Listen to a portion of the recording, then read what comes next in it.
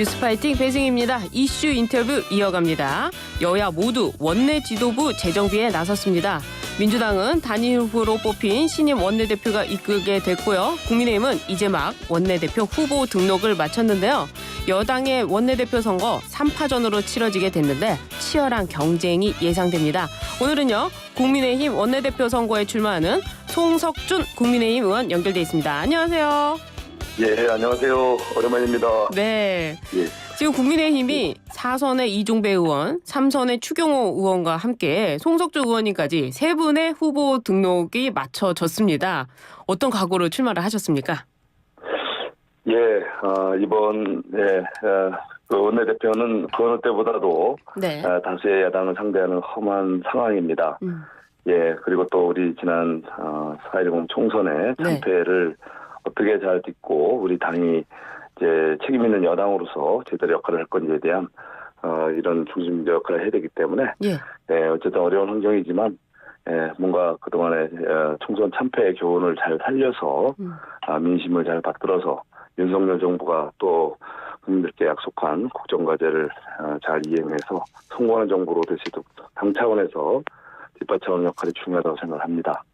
그래서 어쨌든 힘들고 어려운 길이지만 뭔가 국민들에게 또 우리 당이 다시 사랑받는 당으로 재탄생하기 위해서 뒤로 물러나기가 있기보다는 작품을 나서서 제 소임을 다하고자 이렇게 나서게 됐습니다. 예, 야당 거대 야당을 상대로 이 국민의힘이 원내대표로 되시면은 굉장히 그 힘든 일을 많이 하셔야 될 것 같아요. 어떤 맞습니다. 그런 그 야당에 대한 어떤 전략이 있습니까? 전략이요. 예, 저는 우선 기본에 충실하는 것이 가장 중요한 전략이라고 생각을 합니다. 우리가 정치라는 것은 결국은 어떻게 민심을 잘 받들고 민심의 선택을 받고 민심의 지원을 받느냐가 중요하다고 생각을 합니다. 우리가 민심에 벗어나는 정치 행태를 보인다면 가차없는 민심의 심판과 민심의 이런 호된 해처리가 있기 때문에 저는 오로지 민심을 어떻게 하면 회복하고 민심을 힘을 얻느냐 여기에 우리가 중점을 두고 보다 겸손하고 보다 이렇게 국민들과 소통하는 자세로 하느냐가 중요하다고 생각합니다. 아무리 야당이 거칠게 나와도 우리가 기본에 충실하면서 국민들로부터 지지를 받게 된다면 야당도 같이 또 우리에게 같이 따라오는 그런 상황이 올 수 있지 않을까 저는 그런 생각을 갖고 있습니다. 아, 그렇군요. 민심 이야기도 좀 해주셨는데 지금 일각에서는 이 친윤과 관련해가지고 굉장히 그 따가운 시선을 보내고 있지 않습니까? 또 일각에서는 이 친윤 후보 이철규 의원을 대타로 추경호 의원이 나섰다 이런 이야기도 있습니다. 어떻게 이런 부분은 판단하고 계세요? 글쎄요. 저는 친윤, 비윤 이런 얘기 자체가 조금 그 일부 호사가들의 그 자기적인 언어가 아닌가 싶습니다. 그동안 여러 가지 우리 대통령 우리 윤석열 정부 만들고 윤석열 우리 대통령 당선에 기여한 분들이 약간 직간접에 약간의 정도 차이는 있을지 몰라도 모두가 같이 우리 여당 의원님들이 합심해서 노력을 했고 모두가 또 친윤 아니겠습니까? 그런데 마치 특정인들만 찍어서 이 사람들만 유난히 친윤, 윤핵관 이런 식으로 이렇게 평가받는 것은 조금 좀 지나치게 갈라치기 이런 게 아닌가 생각이 들고요. 그런 의미에서 또 이철규 의원님이 이번에 특별하게 그런 많은 그런 언론의 주목을 받은 것 부분에 대해서는 글쎄요, 저는 좀 그 생각을 좀 달리하고 있습니다. 그리고 또 그분이 마치 또 특정 후보를 마치 이렇게 마치 미는 듯한 얘기는 또 역시 그 같은 차원에서 지어낸 호사가들의 얘기들이 아닌가 싶습니다. 호사가들의 이야기일 뿐이다. 알겠습니다. 이번에 이번 원내대표 선거 이후에요.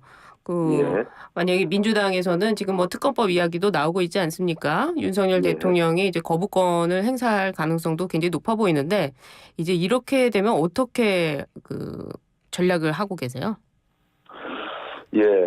특검이라는 것은 해야 될 때는 해야죠. 우리도 국민들 입장에서 뭔가 의혹이 수사가 있었는데 그게 미흡하거나 여러 가지 의혹이 제기될 때는 당연히 여야가 합심해서 제대로 진실을 밝히기 위한 특검법을 만들고 그래서 특검도 해야 된다고 생각을 합니다. 예. 그렇지만 현재 지금 야당이 주장하는 특검법들은 아직 수사가 진행 중인 그런 사안들입니다. 예. 이런 부분에 좀 제대로 충실히 수사가 진행될 수 있도록 정치권에서는 지원을 하고 부족한 게 있으면 또 이렇게 제대로 수사할 수 있도록 유도하고 나중에 이제 그 결과가 정말 미흡하다. 네. 또 많은 의혹이 남아있다. 이럴 때 또 합의해서 제대로 의혹을 밝혀내기 위한 특검법을 얼마든지 같이 합의해서 만들 수 있는 거 아니겠습니까? 근데 뭐 미리부터 그냥 밀어붙이기식으로 특검법을 얘기하는 것은 이제 정쟁을 위한 정쟁을 하자는 거죠. 네. 그런 의미에서 현재 논의되는 최상병 특검법이나 김건희 여사 관련된 특검법 이런 것들은 너무 좀 정쟁을 위한 정쟁, 마치 우리 대통령의 국정 수행을 발목 잡기 위한 그런 정쟁용이 아닌가 이런 의심을 지울 수가 없습니다. 수정 합의할 수도 있다 뭐 이런 입장이시네요. 그러면 해야 될 때는 당연히 해야죠. 얼마든지. 우리가 정치권의 그런 국민들에 대한 도리고 해야 될 때 해야 되는데 해야 될 때 안 하고 해야 될 것은 방치하고 지금 얼마나 지금 산적한 민생 법안 또 경제 살리기 위한 여러 가지 법안들이 남아 있습니까? 그거는 좀 전혀 거론이 안 되고 오로지 자기들이 하고 싶은 것만 골라서 입맛에 맞는 것만 골라서 밀어붙이겠다. 이것은 정말 우리 사회의 심각한 여러 가지 문제 현안이 산적한 이런 현실에 봤을 때 정치권이 스스로 국민들로부터 예문맞게 하고 비판받는 그런 어떤 행태를 보이는 거 아닌가. 그러면서 좀 자성해야 된다고 저는 생각을 합니다. 그렇군요.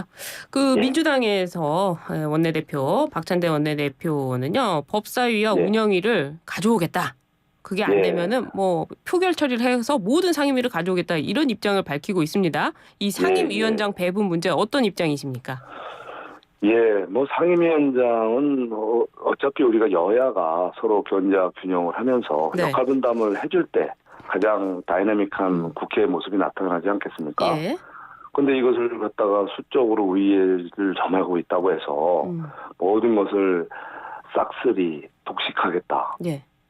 그것은 우리 국회의 그 견제와 균형의 원리 또 국민들께서 바라시는 그런 정치 모습과는 정반대되는 배치되는 그런 모습 아니겠습니까?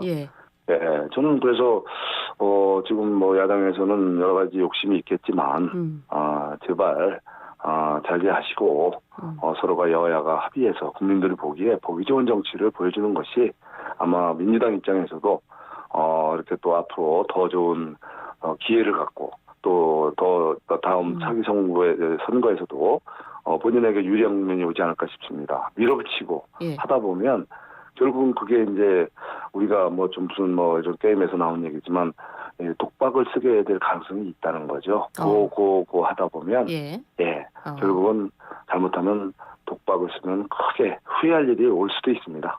그래요. 그래서 좀 웬만하면 서로 양보할 거 양보하고 같이 이렇게 협치해가는 모습을 보일 때 본인들에게도 결과적으로 더 유리한 다음 선거 국면이 올 수도 있다 저는 생각을 합니다. 그러면서 정상적인 국회 운영을 해봤으면 합니다. 그렇지만 민주당은 양보할 가능성이 없어 보이는데요. 그러니까. 이를 두고 그 박찬대 신임 원내대표를 향해서 의원님께서 지나치게 강하면 부러진다 이런 말씀도 하셨어요. 같은 의미로 보면 될까요? 제가 이제 말씀드리는 게 바로 이겁니다. 민심은 이렇게 순풍으로 우리에게 다가올 때도 있고 정말 강풍 심지어 지난번에 총선 때 우리에게 다가온 것은 거의 광풍과 같았습니다. 그냥 강한 바람 정도를 넘어서 예측하기 어려운 감당하기 어려운 광풍으로도 이게 닥쳐올 수가 있습니다.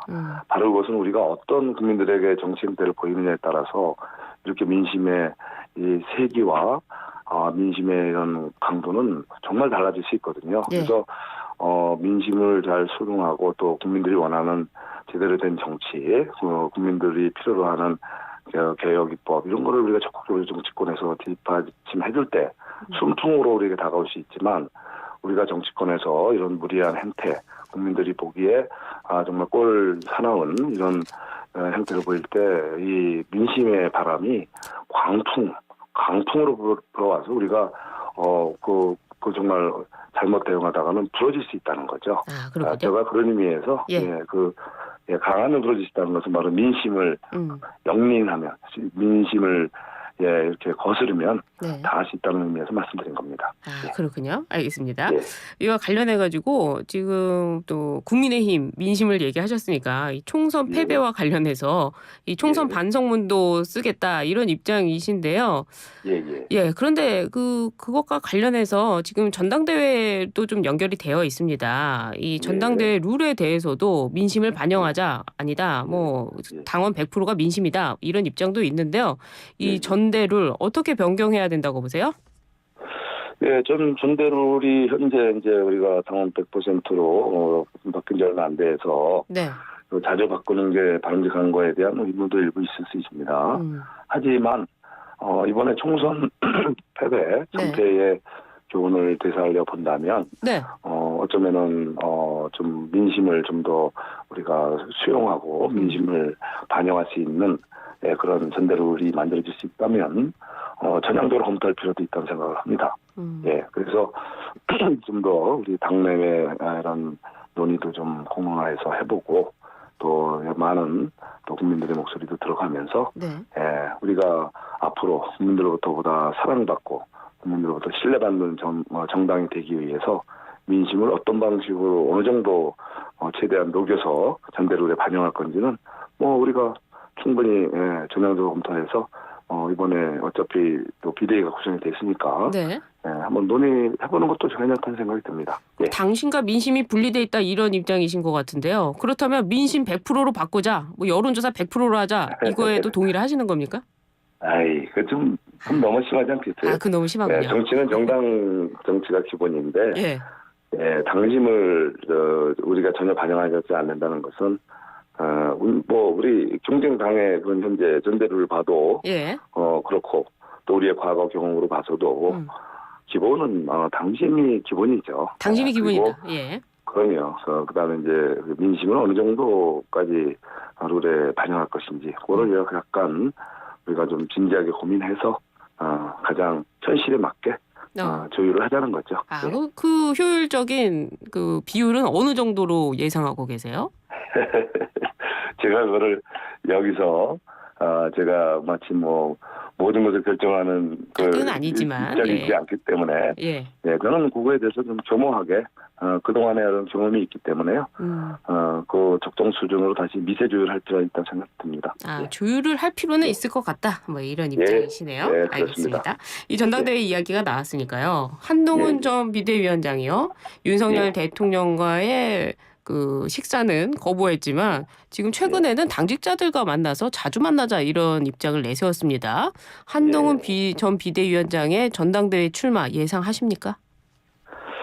글쎄요. 저는 지금 제가 뭐라고 예단하는 것은 좀 그런 경우에 벗어난다고 생각을 합니다. 그래요? 어쨌든 정치라는 것은 본인의 당사자의 선택의 문제이기 때문에 누가 외부에서 이거 해라 하지 마라. 물론 조언은 할 수 있겠죠. 아끼는 분들께서 이번엔 좀 자제하는 게 좋겠다. 이렇게 조언하는 분들이 더 많을 수도 있겠고, 아니면은 그래도 전체적인 분위기를 봐서 이번에 하는 것이 좋겠다라는 또 조언하는 분도 있을 수 있어요. 그래서 아마 주변 분들과 잘 상의해 가시면서 이번에 전대 참여 여부는 본인의 선택의 몫이라고 생각을 합니다. 근데 전당대회에 나오면 당대표 될 가능성도 높다 이런 예측도 있는데 이렇게 되면 윤석열 대통령과 또 각을 세워서 당과 그 대통령실과의 그 균열이 또 일어나는 거 아니냐 이런 우려도 있거든요. 글쎄요. 저는 좀 아까 친윤 비윤 얘기도 이제 말씀이 있었지만 이번에 또 한동훈 비대위원장께서 마치 우리 윤 대통령과 마치 이렇게 대립각을 세우고 그런 행보를 하고 있다라고 단정하는 자체가 이게 좀 너무 도사가들의 어떤 좀 기대와 그런 바램인지 모르겠지만 우리 당이 항상 그동안에 어쩌면은 일부에서 설정한 그 프레임에 갇혀서 우리가 많이 당이 어려운 공경을 겪은 경우가 있었습니다. 과거에도. 또 이번에도 자꾸 이제 우리가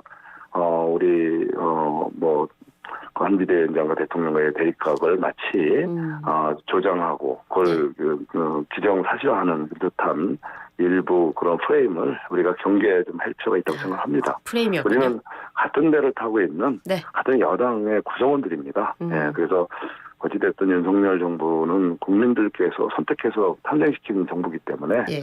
윤석열 대통령의 윤석열 정부가 성공하고 국민들로부터 사랑받는 예. 정부가 되게 뒷받침하는 것이 우리 정치권, 우리 국민의힘의 몫이라고 생각을 하고요. 예, 한동훈 우리 전 비대위원장님을 비롯한 우리 당 정당의 우리 정치인들의 모든 기본 역할은 우리 대통령과 잘 또 소통하면서 네. 어떻게 성공하는 윤석열 정부를 만드냐, 여기에 우리의 모든 관심과 우리의 역할은 또 변함없이 같다고 저는 생각을 합니다. 그렇군요. 네. 호사가들의 네. 프레임이었군요. 알겠습니다. 네, 그렇습니다. 네, 네. 마지막으로 원내대표 선거에 나오셨으니까요. 간단하게 각오 한마디 해주시고 오늘 말씀 마무리하겠습니다. 예, 저는 지난 총선 참패 어떤 소중한 교훈을 잘 감명교사 삼아서 우리 당이 보다 겸손하게 그리고 또 보다 많은 소통을 당정대 또 여야 간의 당내 대국민 소통을 원활히 해서 국민들에게 반드시 사랑받고 또 신뢰받는 당으로 만드는 데 제가 앞장서고자 합니다. 특히 민생 또 사회위기, 안보위기 이런 현안 산적한 우리 국정과제, 사회문제 해결하는데 무엇보다도 책임지는 유능한 국민의힘이 될 수 있도록 제가 앞장서겠다는 각오를 말씀드립니다. 네, 말씀 감사합니다. 예, 감사합니다. 네, 지금까지 송석준 국민의힘 의원과 함께했습니다.